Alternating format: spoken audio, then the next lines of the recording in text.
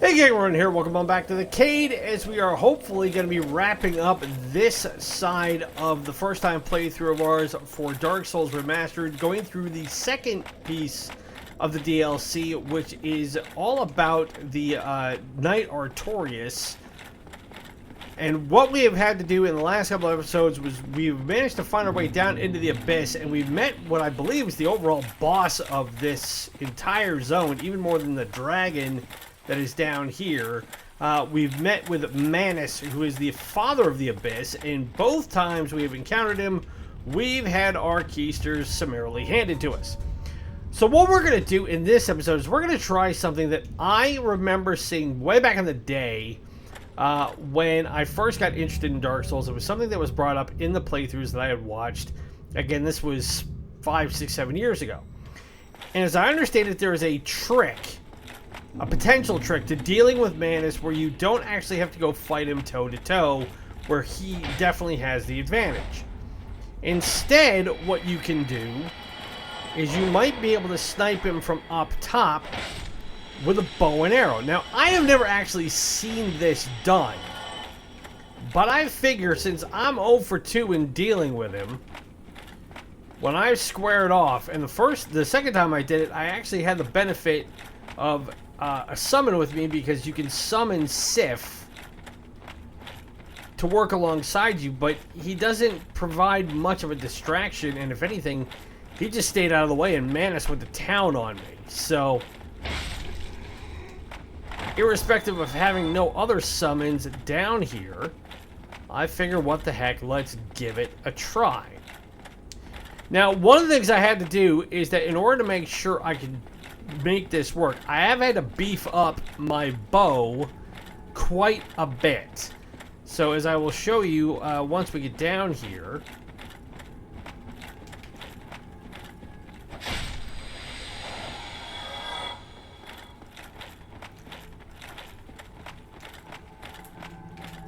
let me take care of these guys first, and the shadows are out of the way. I don't see any summons down here to help me. So those big eyes down there, that is Manus, and of course that green dot represents the souls we've lost. So what I have done is I have upped my composite bow to 13, which is as high as I can get it to go, and I have stocked up on as many arrows, both standard and large arrows, as I can carry. What I'm also going to do is I'm going to equip the Hawk Ring, because that allows me to have longer bow range, and therefore, in theory, if I can't hit it with this, then I can't hit it with anything. So as far as I understand, it is just a matter of finding a spot somewhere in this vicinity and being able to hit it. Now, there's no exact target that I'm aware of, but it is like right here, because it gives you the widest range to be able to hit his eyes. I think if you're over here, you see you can't hit him. So you got to be able to be in a spot where you can see his eyes. And he's got more than enough. So it's a matter of, well, okay, and I can't go down any further.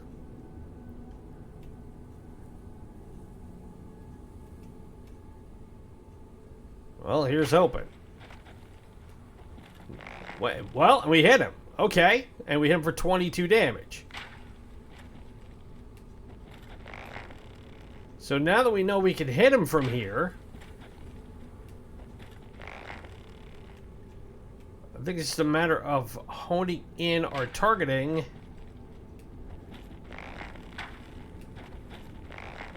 and watching his life bar decline. Now, I freely admit, this is far from the most jaw-dropping tactic in order to take a boss out. But if this is something that is actually built into the game, and I've understood that there are other bosses you can do this to. I think you can do this to the Iron Golem, because we were actually able to see the Iron Golem before we fought him up the top of Sen's Fortress. And I know we can't do it with Ornstein and Smo, but I think we might be able to also do it with the Moonlight Butterfly, if I remember. I don't know. I didn't try it. I was able to take that out pretty quickly because it was early on in the game. But I figure with 999 arrows at my disposal, I can just fire away on this thing.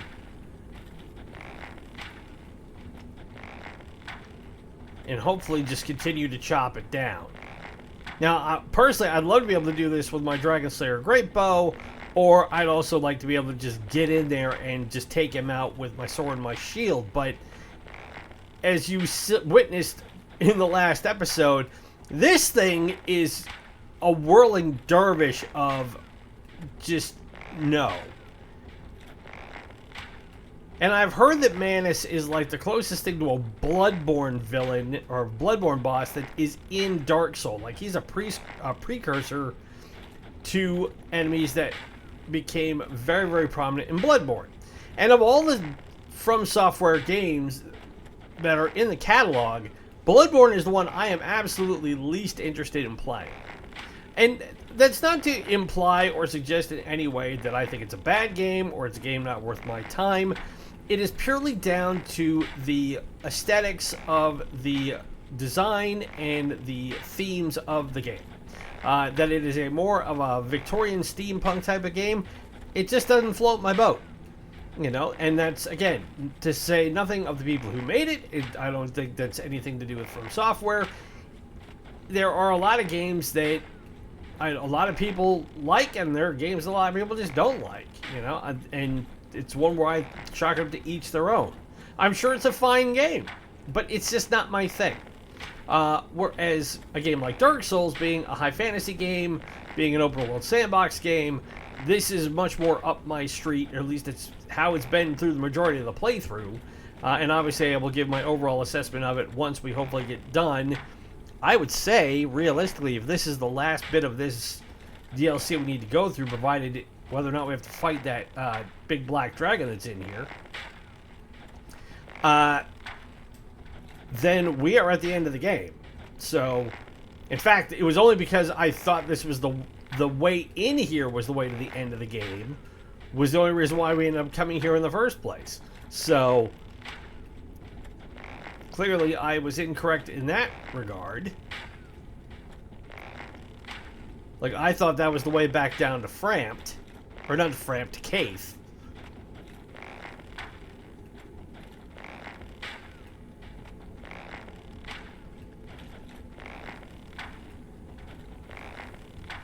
But I am glad arrows are as cheap as they are, because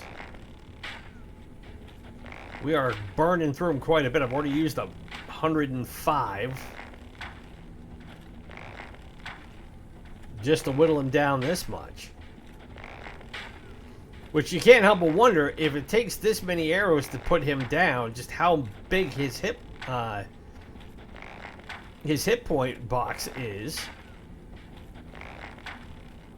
Now granted, with my Black Knight sword plus 5, I can hit for about 600 damage a swing. But this guy is so sporadic and chaotic in his attack patterns. If he doesn't hit you with his big old burly arm that he grabbed you and pulled you into the world with to begin with,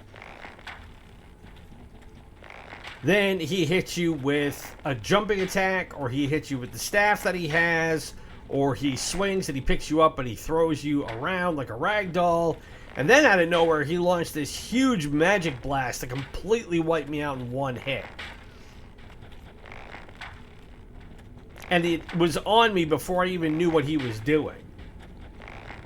So, if this is something that is built in, again, like I said, to be able to allow you to pick him off and not have to stand toe-to-toe with him and fight him, then this isn't on me for exploiting it. It's like in anything else. If you find a weakness, then you exploit it. And this is something that Miyazaki and the developers at From Software somehow, either knowingly or otherwise, not only put in the game, but they didn't patch it out. And sometimes you just go for the death by 1,000 paper cuts, or in this case, death by nearly 1,000 arrows to the multiple eyeballs in order to take a boss out.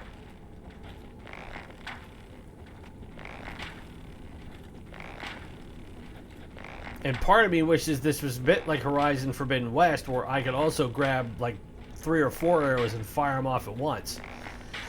Which, I just finished that game earlier today. I was already down to the end of it anyway. Like Dark Souls, I'm assuming. I got myself down pretty much to the final boss and took that out and ended that game. And again, on the whole, I really like the storyline in the Horizon series. I think it's great. I think the execution in a lot of areas is very much lacking. Now, I say that having finished both Zero Dawn and Forbidden West. And when the third game comes out, I will likely get it, because if they're going to do a trilogy, there's no point in me skipping over that unless they turn it into a really bad game.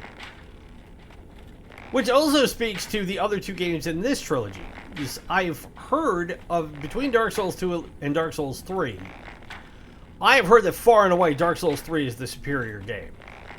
Like, everything that they could have done to make, I guess, for lack of a better term, a proper sequel to Dark Souls, they didn't do in 2, and I think if I remember reading it right, is that Miyazaki wasn't involved in Dark Souls 2. And then he came back for Dark Souls 3. Now, the other From Software games, I have played Sekiro a little bit. And I got Sekiro before I got Dark Souls, only because I am super into games that have a feudal Japanese theme to it. Like, I loved Ghost of Tsushima. I got that the day it came out, and I have played it all the way through 3 times, including the DLC. I am very much waiting for Ghost of Tsushima 2 to be released, hopefully sooner rather than later. But I absolutely love that game. And I got that one and thought, well, if I'm going to play a From Software game, then I thought that Sekiro might be a better place to start than Dark Souls. And I am freely willing to admit I was wrong. Because Sekiro is nothing if not damn hard. I think I got a third of the way through that game, and then I ran into one boss at the top of a pagoda, and it's not like the boss who took your arm off. It's not that general. It's one of the lesser generals, and I have not been able to figure out how to beat him. But anything with a parrying mechanic in it is something that for whatever reason, I struggle with. Although Dark Souls Remastered, I found that the parrying mechanic in this actually works really, really well. And I can say that having utilized it to great effect to build, like I said a couple episodes ago, about 400,000 souls in trying out the Covetous Silver Serpent Ring on the Knights of Anor Londo. The Silver Knights, which you can parry pretty much any attack they have. So it's taken me nearly 200, almost 300 arrows to put this guy down.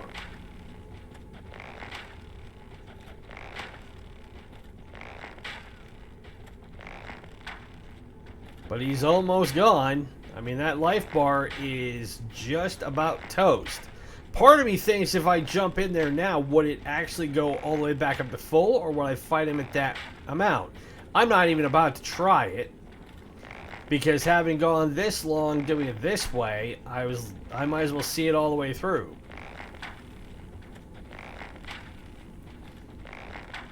But along with Sekiro, parrying is really important in games like Star Wars Jedi Fallen Order.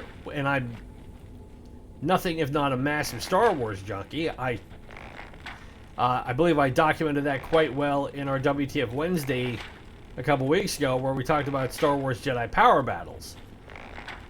And part of the reason why I don't think they will ever make or remake that game again is because they don't need to, because they've got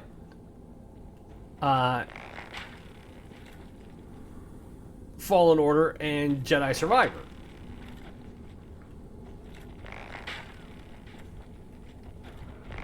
Whoop. And there he goes. Huh! So it did work, and we have defeated Manus. And we got 10 humanity out of it, 60,000 souls, and now I wonder if can we actually get down there and not die.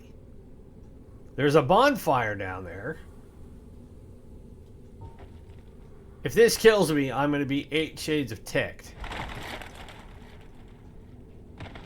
Nope, it didn't kill us. We got our souls back. And who is this? Oh, that's Dusk. Oh, what did he do to you?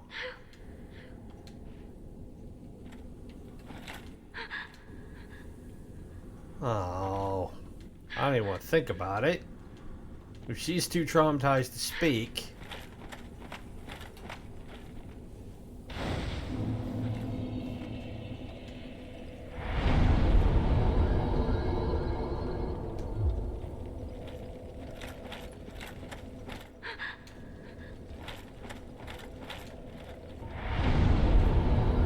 Well, we'll warp back to not the township, but to the sanctuary.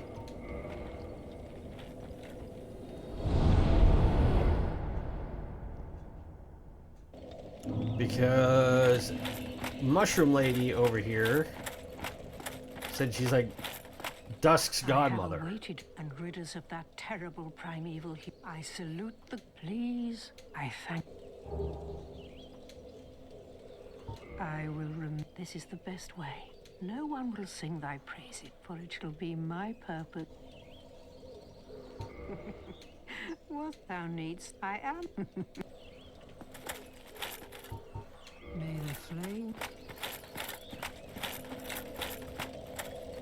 Alright, well, we're through here, but there's one more thing that I want to be able to do before we leave this zone, because we do need to figure out what is going on with that dragon. You wouldn't put a dragon that big in this game were it not meant to be there for something. I mean, they put the red drake in the original, in the standard version of the game for that very reason. I had to eventually fight it and kill it. And I can take this off finally.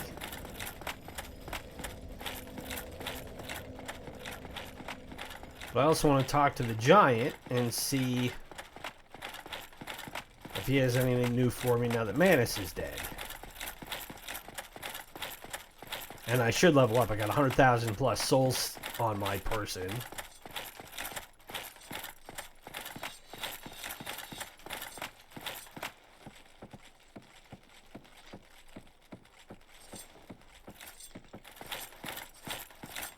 Tomorrow, the black dragon posing the duress? Well, he did almost try and charm me. Yes. Is called Calamite. Calamite. Ferocious dragon indeed. Even mighty Anna Londo dared not provoke. I see little. Thy intent is to persecute. Good, good. What is bravery without a dash of recklessness? I've taken a liking to thee, and I owe thee much for thy service to Artorias. Now, watch and see how Goth hunts dragons. Ooh. Okay, Goff, what are you gonna do? I mean, I see that bow over there. How is a blind archer gonna pick off a dragon? I guess we're about to find out.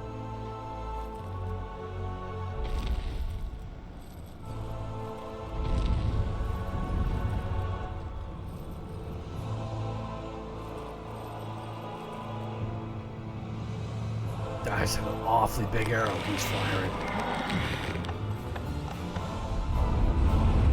And here comes Calamite.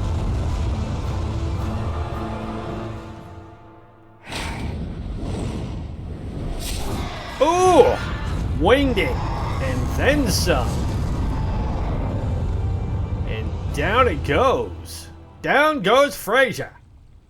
Ha ha! shot was never loosed. That bat will be grounded for a good spell.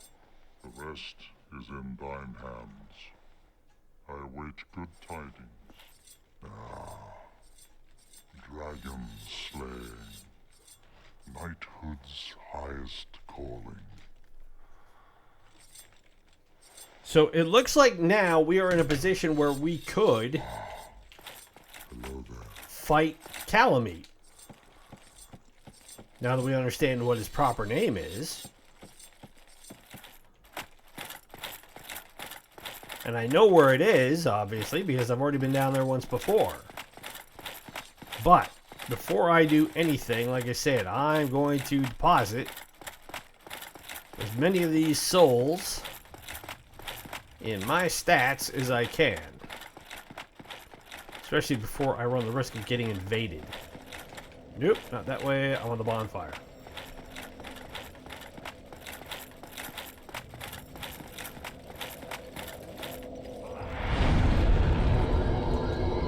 Alright, so I need 56,000 souls to get to 40 endurance. Which means I need 11,000 more.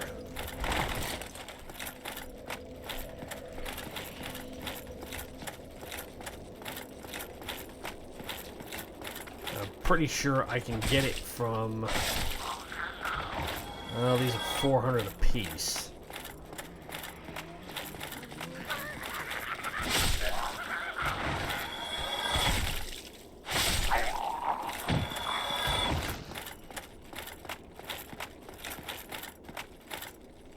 Whoa, do not jump off the back of that. I do not want to fall to my death just yet. Okay.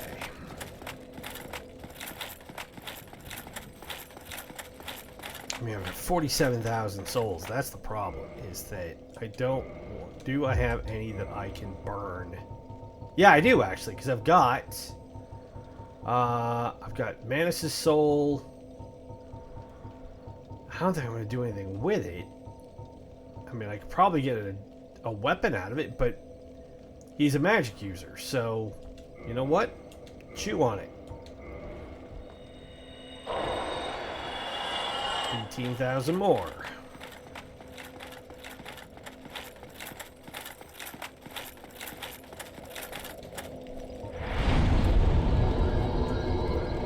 And that puts us at 40. And we're under 10,000 souls, so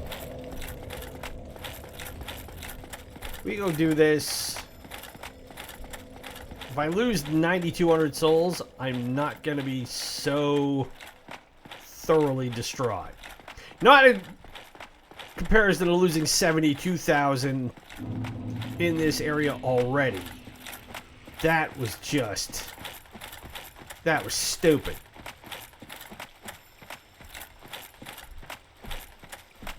Now, hopefully I don't get invaded between now and the time I get down to where Calamite is. That's already happened once. I don't want it to happen again. I would love to have a summon that I could use.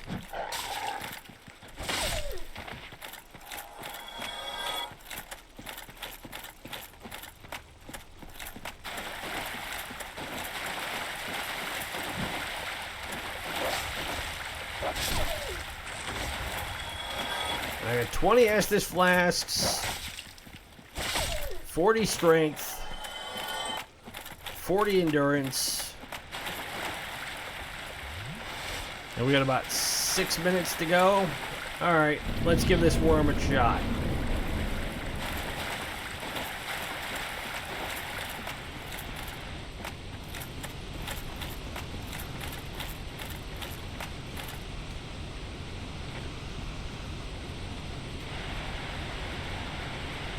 Still items over here.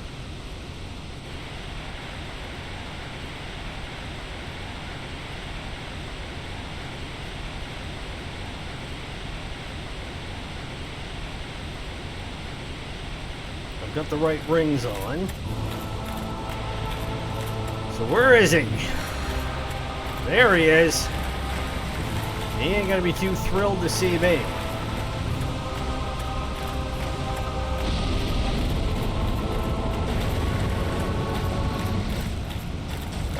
see if I can get underneath it. Woof.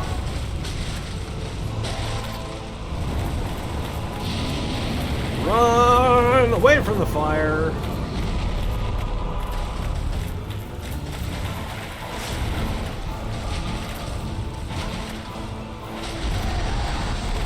Ow.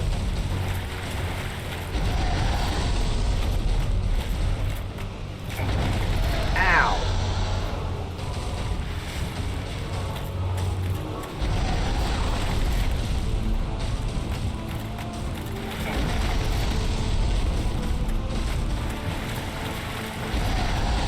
Hit it with the stomps. Ow again.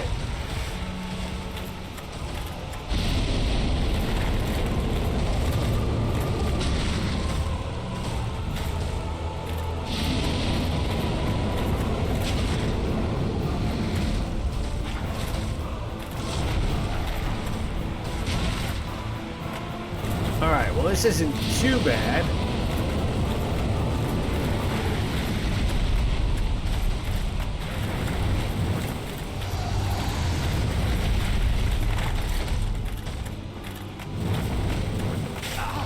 Oops, I spoke too soon.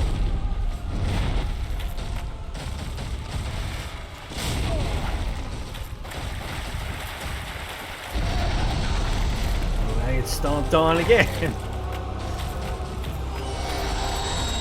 Whoa, whatever the heck that is, I don't think I want to deal with that.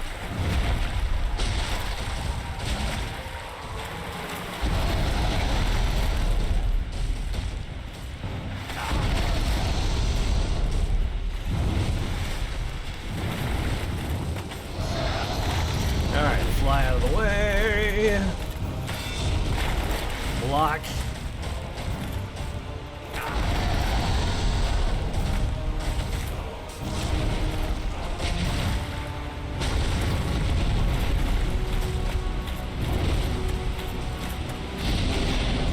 Off!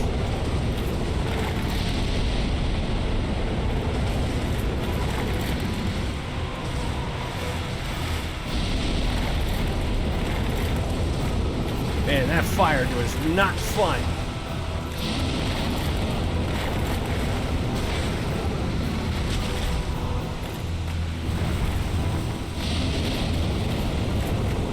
Oh, we got cooked that time.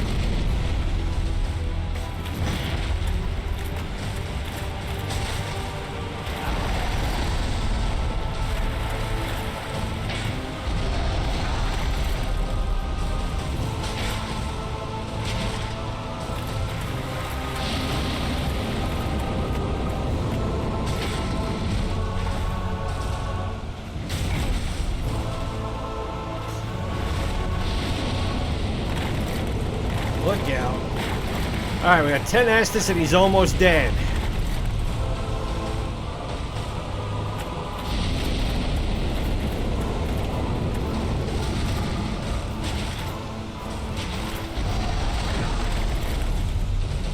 One more hit, and Calamite is gone. Alright, now I think we are truly done with this. We have the Calamity Ring. How many souls do we get? Soul of Brave Warrior. 60,000. Soul of a Hero. And there's something down here we gotta get. I know we ran long on this one, but I think that was worth it. And then putting that damn dragon down, and now we have done, as far as I know, everything in this DLC. Goff's Great Arrow. Alright, so what I'm going to do is I'm just going to use a Homeward Bone, because we got some.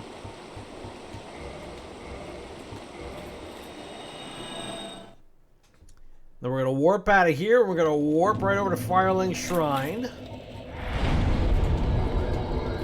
So we will be safe and sound there while we wrap this episode up. And now, with both DLCs done and everything else sorted out, we are truly, I believe, at the very, very, very, very end. So, in the next episode, that's what we're going to do, is we are going to take on the final boss in this game, who I can only assume is Gwyn, Lord of Cinder. So, if you've been with us this far, hopefully you can hang around for one more episode. Hopefully it'll only take one more episode. And then we will finally be able to put this playthrough, this first time playthrough of Dark Souls 1 remastered version, to bed. And on that front, if you've been enjoying the content, best way to show it, hit the like button, subscribe, and ring the bell to be notified of latest episodes as they come out every week.